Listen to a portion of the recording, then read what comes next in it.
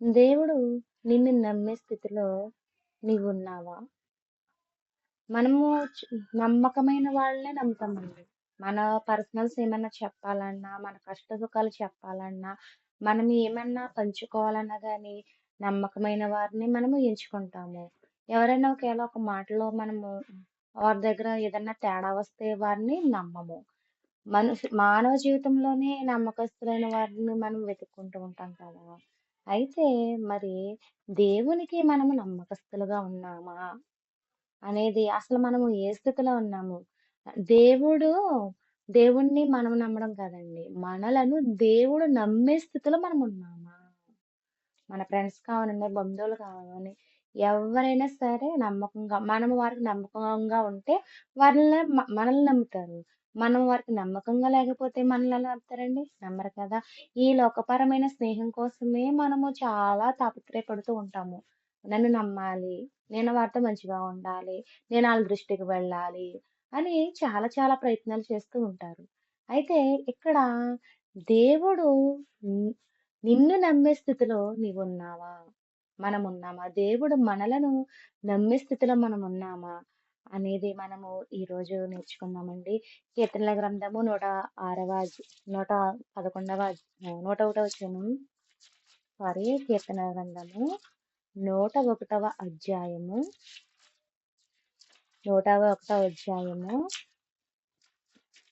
6వ వచనం మనము చూస్తున్నట్లయితే, నా యొద్ద నివసించినట్లు దేశములో నమ్మకస్తులైన వారిని నేను కనిపెట్టి చూచుచున్నాను. ఇక్కడ దావీదు ద్వారా దేవుడు మాట్లాడుతున్నాడండి. ఏమని అంటే, నా యొద్ద నివసించినట్లు దేశంలో నమ్మకస్తులైన వారిని నేను కనిపెట్టుచున్నాను. దేశంలో నమ్మకస్తులైన వారిని ఎవరు కనిపెడుతున్నారండి? తండ్రి అయిన దేవుడు ఎవరు నమ్మకంగా ఉన్నారు, ఎవరు నీతిగా, యథార్థంగా ప్రవర్తిస్తున్నారు అని దేవుడు ఆకాశము నుంచి చూస్తున్నాడండి. ప్రతి మానవాళి యొక్క హృదయాలను పరిశీలన అనేది చేస్తున్నాడు దేవుడు. నమ్మకస్తులైన వారినే దేవుడు వెతుకుతూ ఉన్నప్పుడు, దేవునికి నమ్మకస్తులుగా కనబడింది ఎవరంటే నోవాహు. నోవాహు నమ్మకస్తుడిగా కనపడ్డాడు. అబ్రహాము నమ్మకస్తుడిగా దేవుని దృష్టిలోకి వాళ్ళు వెళ్ళారు. మనం ఒక సందర్భం మనము చూసినట్లయితే ఆదికాండము ఆదికాండము 18వ అధ్యాయము 19వ వచనం మనం చూసినట్లయితే, ఆదికాండము 18వ అధ్యాయము 19వ వచనము. ఎట్లనగా యెహోవా అబ్రహామును గూర్చి చెప్పినది అతనికి కలుగజేయునట్లు తన తరువాత తన పిల్లలను తన ఇంటివారును నీతి న్యాయములు జరిగించుచు యెహోవా మార్గమును గైకొనుటకు అతడు వారికి ఆజ్ఞాపించినట్లు నేనతన్ని ఎరిగి ఉన్నాననిను. ఇక్కడ తండ్రైన దేవుడు ఎవరిని ఎరిగి ఉన్నానంటున్నాడు? ఎవరు తండ్రైన దేవుని దృష్టికి వెళ్ళారని ఇక్కడ దేవుడు మాట్లాడుతున్నాడంటే అబ్రహాము. ఎట్లనగా యెహోవా అబ్రహామును గూర్చి చెప్పినది అతనికి కలుగజేయునట్లు తన తరువాత తన పిల్లలను తన ఇంటి వారును నీతి కార్యములు జరిగించుచు. ఈ వ్యక్తి మంచివాడు, విశ్వాసానికి మూల స్తంభంగా ఉన్నాడు అబ్రహాము. ఇతని గర్భం నుంచి వచ్చే గర్భవాసులందరూ కూడా నమ్మకమైన వారుగా ఉంటారు, నీతి కార్యములు జరిగిస్తారు అని దేవుడు అబ్రహాముని నమ్మాడు. అబ్రహాము దేవుడు నమ్మే స్థితిలో అబ్రహాము మెసులుకున్నాడు. దేవుని కనుదృష్టికి వెళ్ళాడు. ఈ రోజు మనము దేవునికి నమ్మకస్తులుగానే ఉన్నామా? మనము చేసే ప్రతి పనిలో మనం ఉదయం మొదలుకొని సాయంత్రం పడుకునే వరకు కొంత సమయం కాకపోయినా కొంతైనా మనము దేవుని దృష్టికి వెళ్ళేవారుగా ఉన్నామా? దేవునికి మనము నమ్మకస్తులుగా ఉన్నామా? అనేది ఒక ప్రశ్న అనేది మనము వేసుకోవాలి. అదే విధంగా ఇంకా నమ్మకస్తులైన వారు దేవుడు దేవుడు ఎవరినైతే నమ్మాడో, దేవుడికి ఎవరైతే జ్ఞాపకములో ఉన్నారో ఈ భూమి మీద అంతా వెతుకుతూ వస్తూ ఉన్నాడు. అప్పుడు అబ్రహాము నీతి కార్యము జరిగించేవాడుగాను దేవుడు అబ్రహాముని నమ్మాడు. నమ్మే స్థితిలో ఎవరున్నారంటే అబ్రహాము గారు ఉన్నారు. మరొక సందర్భం మనము చూసినట్లయితే నిర్గమకాండము నిర్గమకాండము 40 అధ్యాయము 16వ వచనం మనము చూసినట్లయితే నిర్గమకాండము 40 అధ్యాయము 16వ వచనము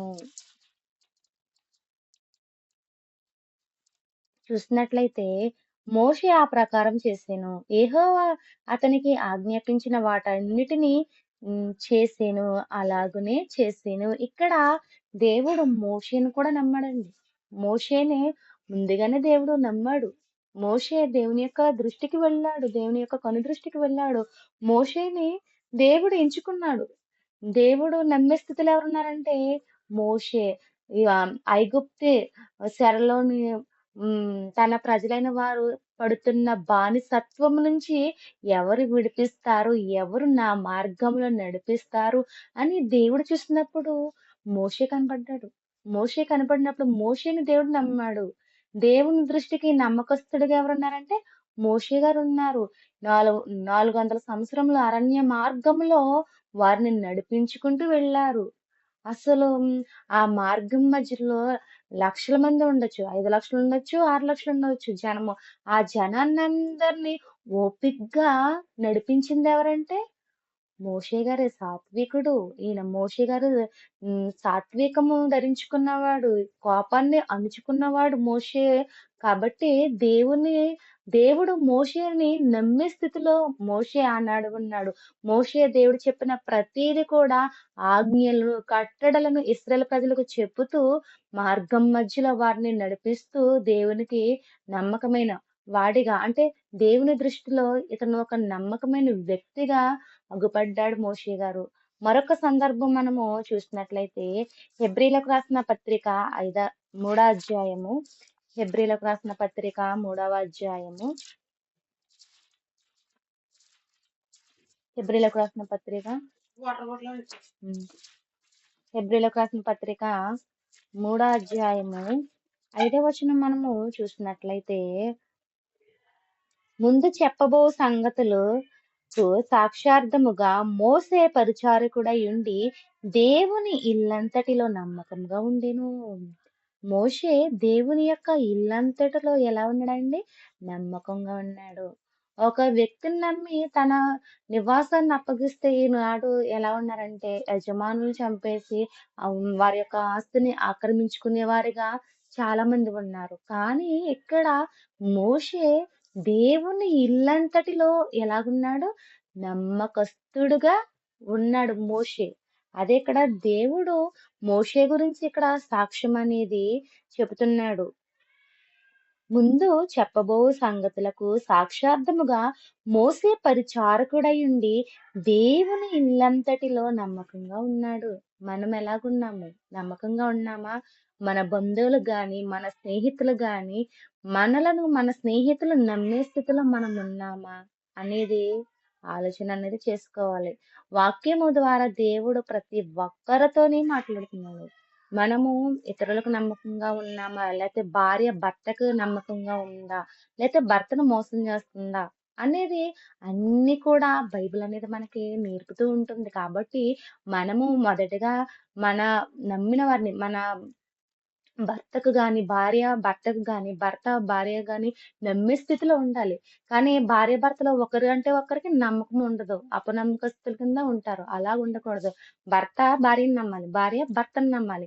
అలాగే మనము దేవుణ్ణి నమ్ముతున్నామంటే దేవుడు మనలను నమ్మాలంటే మనము ఏ క్రియలు చేయాలంటే మంచి క్రియలు చేయాలి.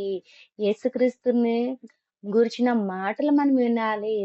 దేవుడు ఏమైతే మనకి నేర్పిస్తున్నాడో ఆయన కట్టడలను గాని, విధులను గాని మనము జరిగించాలి. ఆయన ధర్మశాస్త్రం అనేది మోషే ద్వారా ఇశ్రాయేలు ప్రజలకు ఇచ్చాడు. కానీ వాటిలోని కొన్ని మాటలు క్రొత్త నిబంధన కాలంలో కూడా యేసుక్రీస్తు ప్రభువారు మన కోసము రాయించడం అనేది, చెప్పడం అనేది మనం చూస్తాము. ప్రేమ కలిగి ఉండాలి, తల్లిదండ్రులను ప్రేమించాలి, తల్లిదండ్రులను సన్మానించాలి అని చాలా చక్కగా యేసుక్రీస్తు ప్రభువారు మనకి బోధిస్తున్నారు. ఆజ్ఞ అనేది ఇస్తున్నారు. మొదటిగా దేవుని ప్రేమించాలి. తర్వాత తల్లిదండ్రులను ప్రేమించాలి. సహోదరులను ప్రేమించాలి. నిన్ను వల్ల నీ పొరుగువారిని ప్రేమించాలి అని కొత్త నియమము. అంటే పాతదే గాని పరిపూర్ణము చెందేలాగా ప్రతి ఒక్కరు కూడా ఇలా జీవించాలి. ఇలాగైతే మీరు దేవునికి నమ్మకస్తులుగా ఉంటారు. మీరు దూరస్తులు కాకుండా మీరు సమీపస్తులు కావాలంటే దేవునికి మీరు నమ్మకంగా ఉండాలని యేసుక్రీస్తు ప్రభువారు తెలియజేస్తున్నారు మనకి. అదే విధంగా మనము చూసినట్లయితే సమూయేలు మొదటి గ్రంథము రెండో అధ్యాయము సమూయేలు మొదటి గ్రంథము రెండవ అధ్యాయము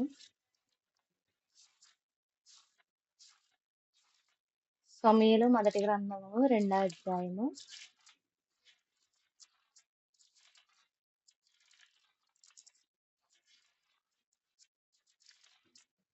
సమూయేలు మొదటి గ్రంథము రెండో అధ్యాయము 35వ వచనం మనము చూస్తున్నట్లయితే తరువాత నమ్మకమైన ఒక యాజకుని నేను నియమింతును. అతడు నా యోచనను బట్టి నాకు అనుకూలముగా యాజకత్వము జరిగించును. అ- అతనికి నేను నమ్మకమైన సంతానము పుట్టింతును. అతడు నా అభిషక్తునికి సన్నిధిని ఎప్పటికీ యాజకత్వము జరిగించును. ఇక్కడ తండ్రైన దేవుడు మాట్లాడుతున్నాడు. ఏలి అనే ఒక ప్రవక్త ద్వారా మాట్లాడుతున్నాడు. ఏమని అంటే, నమ్మకమైన ఒక యాజకుని నేను నియమింతును. అతడు నా యోచనలను బట్టి అంటే నా ఆలోచనలను బట్టి నాకు అనుకూలముగా యాజకత్వము జరిగించును. అంటే దేవుడేమంటున్నాడంటే నాకు అనుకూలముగా నా ఆలోచనలకు తగ్గట్టు యాజకత్వం అనేది జరిగిస్తాడు. నేను నమ్మకమైన వాడిని నేను ఎన్నుకున్నాను. నేను అతనికి నమ్మకమైన సంతానాన్ని నేను పుట్టిస్తాను అని ఇక్కడ తండ్రి అయిన దేవుడు మాట్లాడుతున్నాడు. అదేవిధంగా 26వ వచనం మనము చూసినట్లయితే బాలుడగు సమూయేలు ఇంకను ఎదుగుచు యెహోవా యందును మ్, మనుషుల దయందును వర్ధిల్లుచుండెను. ఇక్కడ ఎవరి గురించి మాట్లాడుతున్నాడు? ఎవరు దేవునికి నమ్మకస్తులుగా ఉన్నారు అంటే దేవుడు ఎవరిని నమ్మే స్థితిలో ఉన్నారంటే ఇక్కడ సమూయేలు గారు. సమూయేలుని దేవుడు నమ్మాడు. సమూయేలు దేవుని దృష్టికి నమ్మకమైన వాడిగా ఉన్నాడు. అందుకనే దేవుడు సమూయేలు గురించి మాట్లాడుతున్నాడు. నమ్మకమైన ఒక యాజకుని నేను నియమింతును. అతడు నా యోచనను బట్టి ఈ మాట దేవుడు మన గురించి అనగలుగుతాడా? అనగలిగే స్థితిలో మనం ఉన్నామా? నాకు నమ్మకమైన నా పిల్లలు అని దేవుడు మనలను అనే స్థితిలో మనం ఉన్నామా? మనము దేవునికి నమ్మకంగా ఉండాలి. దేవుడు మనలను నమ్మే స్థితిలో మనం ఉండాలని దేవుడు కోరుకుంటున్నాడు.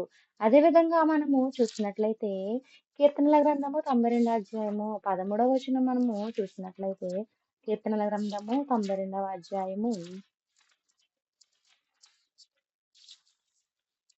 13వ వచనం మనము చూసినట్లయితే ఇక్కడ ఏమంటంటే యెహోవా మందిరములో నాటబడిన వారై వారు మన దేవుని ఆవరణములో వర్ధిల్లుదురు. మనము యెహోవా మందిరములో నాటబడిన వారుగా ఉండాలి. దేవుడు మనలను నమ్మాలంటే మనము నాటబడిన వారిగా ఉండాలి. వాక్యము మన హృదయాల్లో నాటింపజేసేది ఎవరంటే దేవుడే. ఆ వాక్యం విననాడే మన హృదయాల్లో అవి ఒక మేకు వలె గుచ్చుకుంటుంటాయి. దేవుడి మాటలు మనము వింటూ ఉన్నప్పుడు మనం చేసే జారత్వం గాని, ఈ లోకపరమైన ప్రతి క్రియ మనం చేసినప్పుడు అవి మన మనసును నొప్పించే మాటలు కాబట్టి అప్పుడు మారు మనసనేది మనకి కలుగుతుంది. ఇక్కడ ఏమంటున్నాడంటే 13వ వచనంలోనే యెహోవా మందిరంలో నాటబడిన వారై వారు మన దేవుని ఆవరణంలో వర్ధిల్లుదురు. ఎప్పుడు దేవుని ఆవరణంలో వర్ధిల్లుతారంటే దేవునికి నమ్మకస్తులుగా ఉన్నప్పుడు, దేవునికి విధేయత కలిగి జీవిస్తున్నప్పుడు, దేవుడు మనలను ప్రేమించినప్పుడు, ఎప్పుడైతే దేవుడు మనల్ని నమ్మి మనల్ని ప్రేమిస్తాడో అప్పుడు మనము దేవుని సన్నిధిలో వర్ధిల్లేవారిగా మనము ఉంటాము. అందుకనే అక్కడ సమూయేలు గురించి గాని, దేవుడు అబ్రహాము గురించి గాని, అలాగే మోషే గురించి గాని చాలా మంది నమ్మకమైన వారిని దేవుడు ఎన్నుకున్నాడు. వారు దేవుని దృష్టికి నమ్మకస్తులుగా ఉన్నారు. ఒక యోబుని చూడండి. యోబుకి తనని పరీక్ష అనేది తన జీవితంలో ఉన్నది అనే ఆలోచన తనకుందా? లేదు. ఒకప్పుడు నేను ధనవంతుడిగా ఉన్నాను. ఈ శ్రమలేంటి? ఒకవేళ ధనం ఉంటే నేను ధనాన్ని అనుభవించట్లేదా? ఈ శ్రమలొచ్చినా పర్లేదని శ్రమలను అనుభవించాడు. దేవుని దృష్టికి యోబు ఒక నమ్మకస్తుడిగా ఉన్నాడు కాబట్టి, తండ్రైన దేవుడు అపవాది మీదకి ఒక సవాలు విసిరి, "నువ్వు యోబుకి ఏమీ లేకుండా చెయ్యి. నువ్వేం చేసినా గాని యోబు నన్ను నమ్ముతాడు. నన్ను విసర్జించడు. యోబు యథార్థవంతుడు, సత్యవర్తనుడు. పాపం చేయలేదు.